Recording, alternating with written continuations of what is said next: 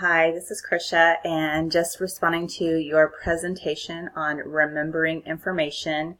It's a topic that is very intriguing to me because it feels like as I get older and have a filled life of events and things to remember, I find it more and more challenging. So I was very interested to hear the strategy on chunking. I never knew of that term until reading in the book and listening to the presentation, but I find that is a technique that I use to take bits and pieces of information and put them into chunks that would be more helpful and easier to remember.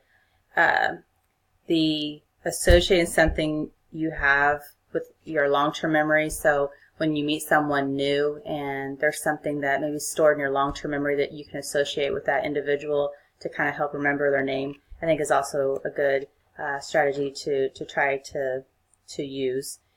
The additional tips that you gave on just improving memory, I find myself doing this quite frequently, which is writing things down. I like the idea of write it down, but then wait some time, write it down again, wait more time, write it down, and then it eventually gets in and it's stored into your memory bank.